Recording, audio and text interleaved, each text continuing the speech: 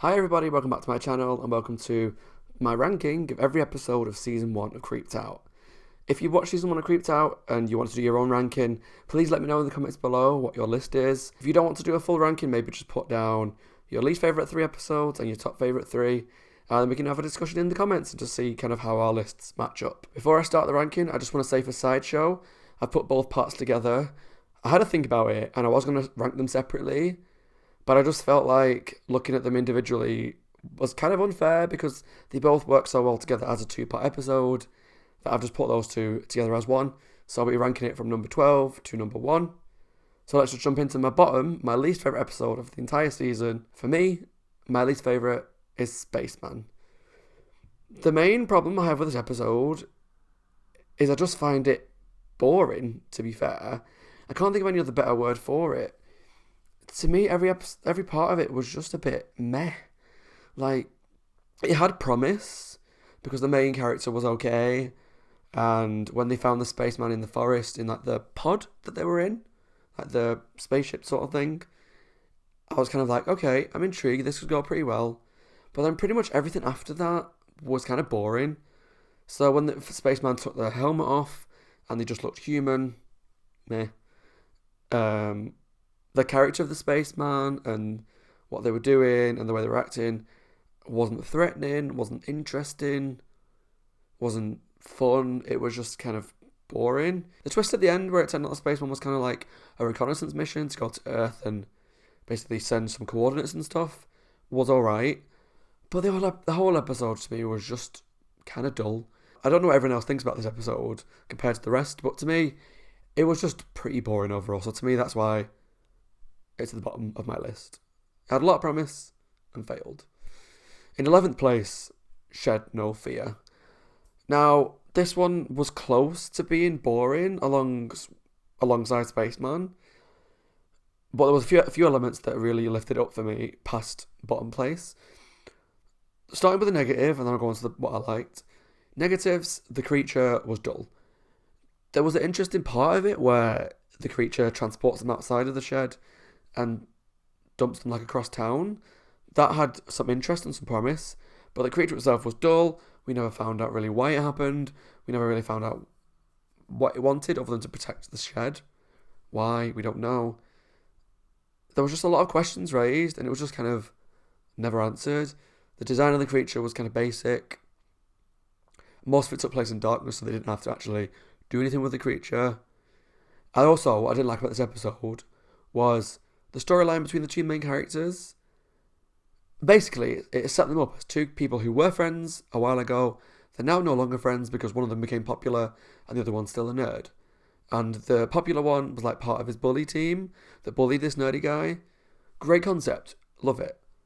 I don't love it. It happens and it's shit. But I like it as an idea. But it had promise as a storyline.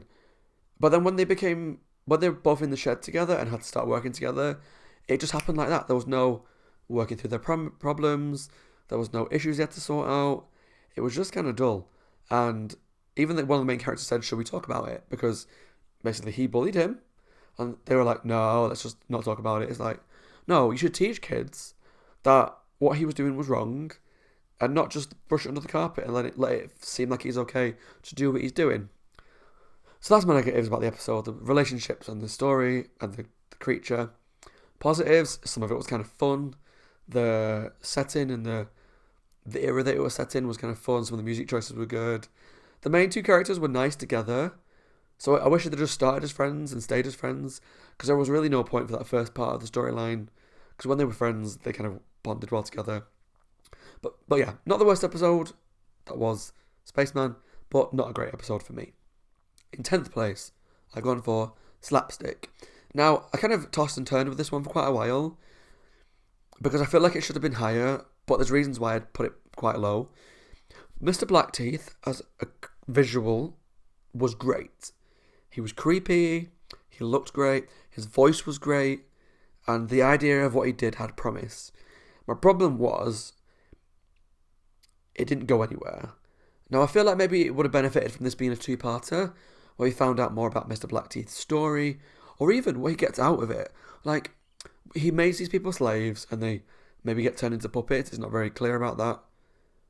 like actual puppets. I mean, like, because there was the puppets of the parents, and he gets the kid to be his like assistant, and they find the next person, then the next person, then the next person.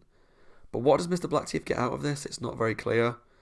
It could have been really good, and maybe he captured souls of people, or he captured the bad kids forever. I don't really know. It just had some promise that never went anywhere, which was a shame, because Mr. Blackteeth, as a villain, looked cool and was kind of creepy. And I feel like whilst the episode had a great message, because it was trying to teach you to accept your parents for who they are and love them because you'll miss them once they're gone, it was mostly played for comedy, minus one part near the end, when the girl then realised what was going on. The episode was mostly played for laughs, and I didn't really like that. I feel like a couple of laughs at the beginning would have been good, but then make it serious quite quickly. So the episode was very mismatched. At the end of the day, it was the first episode that I watched, and it got me into the series, so it did do some things really well. And the parents I actually quite liked when they were being themselves. They were quite fun. But yeah, there was just they went for a few things that missed for me in this episode. In ninth place, The Call. Now, anyone that watched my review of The Call will know why this is quite low. I'm going to start with the positives on this one for a change. The main girl who played the girl who discovered she was a siren, amazing actress. I generally thought she was brilliant.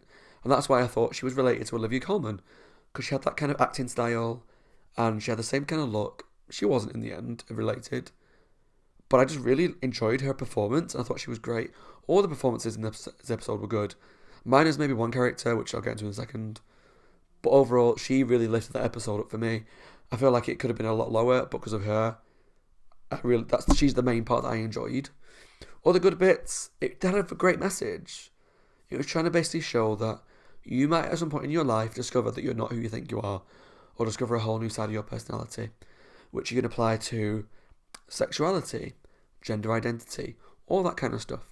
So I feel like it really became clear that's what they were trying to achieve, and was a great message because the parents just accepted it. They didn't question it particularly. They were a little freaked out at first when she showed her powers, but they accepted it, they accepted her, and not just that, but they adjusted their life to fit in with her. So like they gave her that bed that was filled with water so that she could live like a normal person on the most part. And that was a beautiful message and came across really well. My main issue with this episode, which really infuriated me, was the other message, and that was the whole social justice. We're ruining the planet, humans are destroying the earth, and don't get me wrong, like I said at the time, they're right, and I agree with that message. It just felt like it was just hammered home a bit too much. For something that, I do this a lot, I've just realised.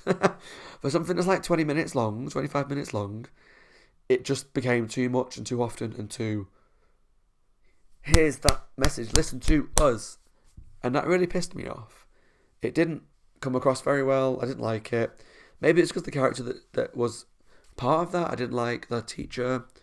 She just felt a bit miserable and boring to me. Like if you're trying to get this girl to come to the sea with you, be a bit more positive about it. And what this episode really could have benefited from, which could have made it a lot better, is maybe a couple of scenes where the girl went into the sea, became a siren, realised it wasn't for her, and then went back. That could have worked really well. Or went into the sea, realised what damage the humans were doing, and so then went back to the earth to work for social change. And that could have been okay. But yeah, best part of the episode was the girl, the main actress, brilliant. The messages, mixed. One great, one bad.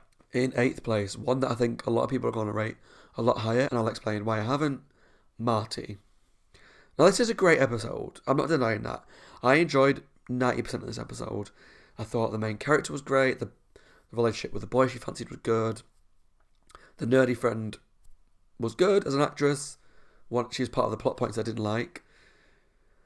The Marty character was fun, and the controlling aspect was interesting to watch, and a great storyline to portray to kids because it could have been a great teaching lesson.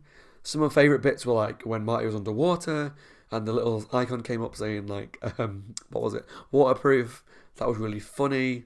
And just the design of Marty I thought was great, and it really does relate to modern technology and all the apps that we use and how they control us and watch everything. Why I rated this low is because I felt like the final few moments really damaged the episode. Jumping back a bit, I didn't like the bit where the friend kind of outed the girl and forced her to, by showing the thing to Marty, it kind of forced the whole situation. That felt a bit wrong because the friend whilst had the good intentions, I don't know if it was her right to do that. I know that's a really weird grey area, but hey. The main issue I had was the ending, and that's because, so for those that don't remember, Marty's a very controlling character, and it's essentially taking the place of an abusive boyfriend.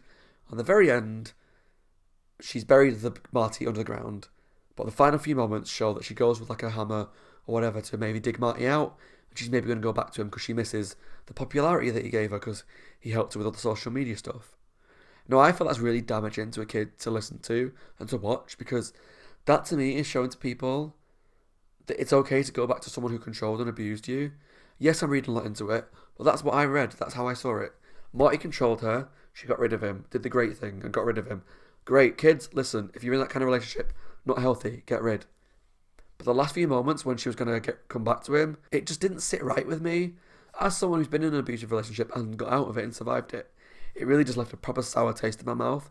And it's a shame because I loved most of this episode and I feel like it could have been higher than the next few. But the ending just ruined it for me personally. In 7th place, A Boy Called Red. This episode probably wins the award for most surprising to me. In general, I don't like time jumping episodes. Like, I don't like going back in time traveling, that kind of stuff. It just doesn't overly interest me all that much. Most of the time, because it's one of those, you go back in time, you can't affect the future, so don't touch anything. So really, there's no really point to the episode other than they might learn something about themselves. But this episode surprised me because I felt like it had a lot of heart to it. This boy learned he could travel in time with this weird ball in the basement, and rather than do something stupid with it, he spent all this time trying to make his dad happy because they were going through like a divorce potentially. And that was really touching for me. Again, my parents are split up, so maybe I just read a lot into it. But the fact that there's a kid who could have done so much stupid, silly things with all this, changed the future somehow. Well, he did, but we'll get to it.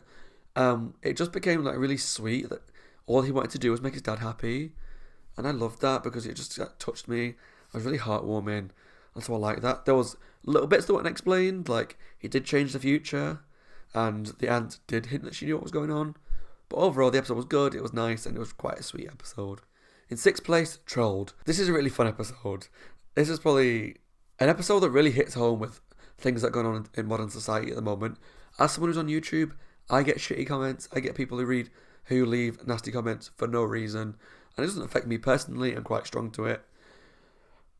But it's a really big problem in today's society. And I think that's a good episode for this because it really showed that it really affects people and upsets people. And it's not a great behaviour to have. I love that the main character was the villain. That was an interesting angle to look at it from. That this guy who's meant to be nice, we then discover he's the one that's upsetting everybody, leaving nasty messages for his two best mates. He's really fucking things up for them because he just enjoys it. But they're like meant to be his friends and he's still doing horrible things. And I thought it was really interesting that he took it down the route of that he never accepted what he did. He never admitted he was No-Face, I think it was called. The person that put the curse on him said to him, if you admit what you've done, admit to everybody at this performance that you're the one that's leaving all these horrible messages, I'll lift the curse, you go back to normal, because he was turned into a troll at the time. And interestingly, he just couldn't do it. He couldn't face what a crappy person he was. He couldn't admit his faults and his problems. And so, he turned into a statue. Now, I just want to say, for those who watched my reaction, I didn't realise until way after it got uploaded that there was an issue with the episode, that the bit where he turns into a statue got deleted somehow when I was editing. I don't know how, because that's the best bit of the episode. So I'm going to put it in now. So here's the scene where he leaves the auditorium, won't admit his problems, and so turns into a statue.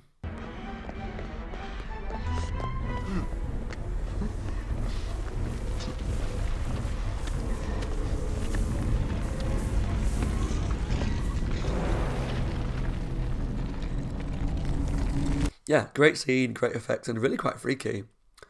But yeah, the episode as a whole I thought was really good. And I think it's a really important message for today. And this episode should be shown to younger people. Because yeah, it's silly and it's supernatural, kind of spooky. But it just kind of highlights the issue of if you're going online and just leaving horrible things for people just to upset them, you're a bad person, you're a shitty person, and you deserve everything that comes to you in the future. In 5th place, Bravery Badge. What I loved about this episode was it's the first episode I really feel like it got down the horror correctly. Now, because I've always been told this show was like, Are You Afraid of the Dark? Goosebumps, but like modern. They had some really scary stuff, particularly Are You Afraid of the Dark was known for just being like the creepy one. And so this is the first episode, 7 episodes in, that I felt like it was really going for horror and I did really well. All the parts of the girls getting quote unquote taken over or possessed by this thing that turns them all into kind of like slow zombies that are all humming the same tune was creepy and well pulled off. Performances by the girls were all good. And like they were in the bus and the girls were all rocking the bus and being creepy. There was just like a really menacing feel throughout. Once we started learning about what was going on with the girls, it was like who's going to go next, who's going to turn next. Is it your friend? Is it this person? That kind of element I loved of this episode, that which didn't know who was going to turn next. My issues with it were I would have liked to know more about the point of it. We found out it was this like weird, wriggly, alien-looking thing that crawled in their ears, but it never really explained why. I could have just accepted that it was a creature that wants to take over people and spread and take over Earth, essentially. I could have bought that, except for the fact that there was that group that went missing years ago, and it turns out obviously they were possessed by the same things. And they could have left the forest and started to spread their, I'm going to say virus, it's not a virus, but you know what I mean, infection almost. But they just stayed in the woods, and so they weren't trying to spread and take over. So what was the point? I guess that I didn't really fully understand that. But overall, great performances. Even that girl who's like the really annoying, really frustrating girl who's the know-it-all, the nerdy one, the swatty one, who got on my nerves. But great actress because she was trying to. That's the part she was playing, and she played it great. So really great first creepy episode of Creeped Out. Bravery badge. In fourth place, controversially, because I know this is some people's favourite episode, The Traveller. This episode contained one of my favourite scenes of probably the entire season. The scene where the two characters had to pretend they were frozen, whilst the Traveller, who looked great by the way, came up to them and was just like, really staring into them, trying to see if they were moving, was probably the most tense I felt throughout the whole 13 episodes. It really was my favourite scene because I was literally on the edge of my seat. I don't know if that came out through my reaction, but I was genuinely like what's going to happen? Like, I just felt really tense. It reminded me of shows like Bernard's Watch. Like, I said it in the episode, but that was a show, if you've never watched it, from when I was a really young kid, where this guy called Bernard discovered this watch that you clicked it, and it froze time, and he got into a lot of like crazy antics. But yeah, all like the frozen time hijinks they got up to were funny. Really nice story between her and her mum. It was upsetting. It generally made me feel a bit upset because her mum was upset by the situation, and I feel like it really hit home because it hit points that I feel like affect all of us as kids. When all of us are younger, including myself, you don't really appreciate money and what your parents spend on you. So like when the girl brought the TV and the mum was like, I've got to spend money now. I've been working 12 hours. I'm a single parent by the looks of it. They live in a council flat, so they've clearly not got a shit ton of money. But then it turned out the TV was like 300 quid. And I was the same as a kid. I probably broke stuff. I was like, get me a new one. I mean, I don't remember saying that, but I probably did. Most kids do. Most kids don't appreciate money. And just it kind of just hit me in the heart when she saw her mum was crying because of the price of the TV. Because none of us want to upset our parents, but you do as a kid without meaning to. I know she was a teenager, but teenagers are fucking worse for it. Because they're starting to learn better and they choose to act like dickheads. So that part I just felt came across really well. The design of the travel was really good. All the freezing time stuff was funny. And yeah, I felt like the message came across really well to be nice to your parents, appreciate them, be a better person. Because being a shitty person just leads to bad things. And it was really nice to watch the relationship between the two friends who were different sexes, just being platonic mates. That was really nice to watch. They were just fun characters. Annoying at the start, but fun overall. There's nothing I didn't like about this episode. The only reason the last three are above it is just because I enjoyed them more. But The Traveller was a really, really good episode of the show. In third place, again, controversially, because Cheerio Milk, because I know you're watching. I know this is one of your favourite episodes as well. I've gone for Sideshow parts 1 and 2. This was a really fun two-parter, and what I liked is that this clearly spent a lot of time and money on the locations, the costumes, the performance, because it just came across like it was really set in that era and that period of the old style carnivals with all the the strong men and the acrobatics and all the different quote unquote what you'd call a freaks that you would see, like American Horror Story Freak Show. I think I mentioned that in the episode as well.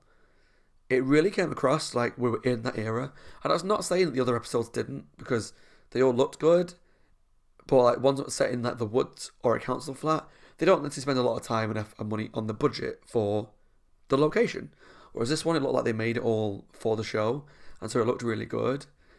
The main guy who was the villain, like Zephaniah? Ugh, creepy as tits, man. I didn't like him. He was just spooky and a bit, guess, made me unnerved, because it just felt like he was a bit creepy in like a ways I won't talk about on YouTube because it's a bit too adult, but I just got bad vibes off him. So I was glad that he turned out to be a villain, because yeah, he was just creepy all the way through. So they had some good jump scares in that episode as well. I know particularly in the second part that I recorded recently, there was a bit that really made me jump where his face just appeared, and scenes where he was just sat watching people. Creepy. What I really liked about it as well was the twist at the end when it turned out they were all animals. Initially, when it happened, I was like, okay. I felt like it was a bit silly. But then we actually thought about it and watched the rest of the episode. I really actually started to like what they did, because it hit a few points and answered a few things that I had questions of. So, for one, all the abilities these people had, like the boy had, Ace, had the ability to smell things. Well, he did that because he was a dog. That's why he could smell so good. The three guys that were like crazy acrobatic guys were monkeys. The strongman was a bear. So that made a lot of sense, actually, because I had questions about his abilities, the boy in particular, the smelling boy, the oremerologist. But that answered the question. He used to be a dog. Perfect. I'm fine with that explanation. And all the memories he had of his family, I felt like it really added all those up and didn't leave that unanswered. And really the best part is I feel like the ending was so sweet, because they all turned back into animals, and Ace in particular had the choice to stay human. He was the only one that had the choice, because it kind of just happened to the rest of them. But Ace could have stayed human, but he chose to go back to being a dog, which some people might disagree with. I think it's a really sweet message to just accept who you are, and he wanted to be who he was, and that was a dog, and that he belonged to that family. And I just thought that was really sweet, and it came across really well, and showed that he just wanted to be his natural, normal self, and be with the family that raised him, and just be their pet again. And I loved that. That was so sweet to me, and really heartwarming. So the episode overall did really scary things, really creepy things, great location, great script, but yeah, sweet ending. In second place, probably controversially again, I have cat food. Now, the reason why I put this episode second is I just had so much fun with this episode. I enjoyed it from start to finish. There's nothing about this episode that I didn't enjoy. The storyline was fun. It really reminded me of films like Rear Window. If you've never watched it, that's about a guy who gets injured and spends all his time looking out of his window with binoculars and watching people in the flats opposite. Obviously, things progress from there.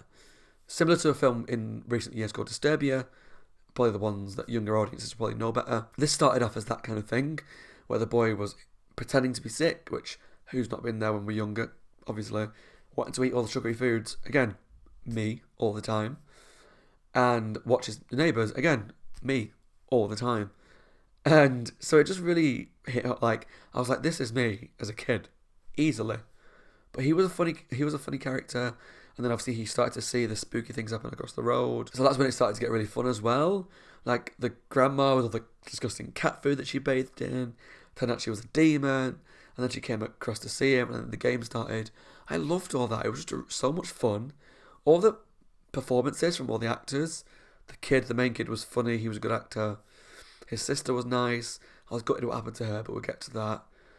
The grandma, I keep calling her grandma. She might not have any kids because she's a demon. But the elderly lady that lived across the road, I felt like she played the part so well.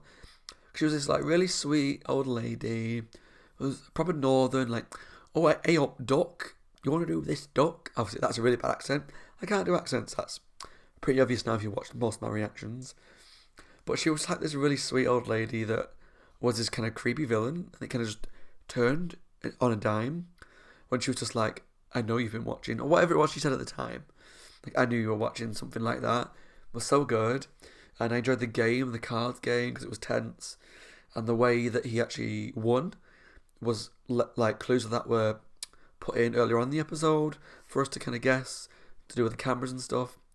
So whilst I don't think everyone's going to find this like their favourites because it wasn't scary, a couple of creepy moments, but overall quite just a fun episode. I just loved it. But this is one that like I'm really eager to rewatch because I enjoyed it so much. Let me know what your thoughts of that episode is because I don't think a lot of people have it so high. But yeah, so in second place for me, cat food. So if you're a big fan of the show, you've already worked out what number one is if you've been keeping track of the episodes. So for me, my favourite episode of season 1 of Creeped Out, Kindle Sticks. This just felt to me like a lot of horror movies that I've watched over the course of my life. It hit a lot of points of horror that I love because I'm a huge horror fan. I love babysitter stories in horror. They're always like fun. Normally like there's a babysitter and there's a killer trying to get in while she's trying to protect the kid, like Halloween, one of my favourite movies of all time. There was like the haunted house kind of aspects. Love those kind of films. Paranormal Activity, The Conjuring. I always find it funny when they sneak the boyfriend in to have a bit of slap and tickle. And the boyfriend was a funny character because he was like, kind of macho, because he was like a womanizer, was dating a few people at once. But it turned out he was kind of more scared than anybody and like ran away. And just the atmosphere for the whole episode was brilliant. Some parts that really creeped me out, like the bit when they were in the closet and it was thunder and lightning outside, and Kindle Sticks was coming in through the door and the door was opening. Well, we thought it was Kindle Sticks coming through. We'll get to that. But the door was slowly opening really scarily and they didn't know what was coming in, what was coming through the door. Again, I was really tense. I thought this episode really did kind of classic horror movies really well. It was a lot of stuff that you'd find in like cheesy 80s movies in horror, which is my favourite decade of horror movies, and a lot of B movies where it's just like, I'm going to babysit these kids and oh no, something's magically happening to me. But I really enjoy those. It's just something so fun and easy to watch. Now, I can't talk about Kindle Sticks without talking about the twist. The twist was brilliant. Brilliant. Best twist in the whole show so far, definitely. The twist when it turned out that the boy that she was babysitting for the whole episode wasn't the boy, he was Kindle Sticks, was brilliant. Like, I only realised it because I didn't guess it throughout the whole episode. I didn't even question it. But the moment when the parents were about to take her into the bedroom, something just twigged and I was like, what? Like, it's not going to be him. He's going to be somebody different. And then that's when I kind of twigged that he was Kindle Sticks. I just thought it was a really brilliant twist. It was well executed because there was no clues, really, throughout. Like, there was a point where I thought it was going to be done by some kids that were getting revenge on her, or maybe a boyfriend. But then when the phone started like jumping from wall to wall, kind of realised that it wasn't going to be supernatural. But that twist was just brilliant. I really loved it because it made everything make more sense. A good twist to me is shocking, but also when you look through the whole episode or movie, again, you can see clues, you can just see things, and it makes things make sense that maybe didn't make sense before. To me, that's a great twist, and I felt like Kindle Sticks really did that well. Great twist, great characters, great scares, great atmosphere, great design, great performances. So all over, Kindle Sticks is my favourite episode of season 1 of Creeped Out. Now, let me know in the comments how wrong I am. Everyone's got an opinion. Everyone's opinion is going to be different. Please let me know down below what your list is. I said it at the beginning, I'll say it again. If you want to do all 13 episodes or 12 like I did, feel free to put the list below. We can kind of like discuss why you don't agree with my list or why you do agree or what you like and what you don't about the episodes. Because I really do love seeing other people's opinions. And I look at lists of all the time of shows that I love. And they're always different to my opinion all the time. So I kind of enjoy reading them as well and seeing other people's reasons why. But yeah, that's my ranking of season 1 of Creeped Out. A question that you might be asking is, am I going to do season 2? Yes, I'm going to do season 2. Just to let you know, there will be a couple of weeks break in between this episode going live and we started series 2.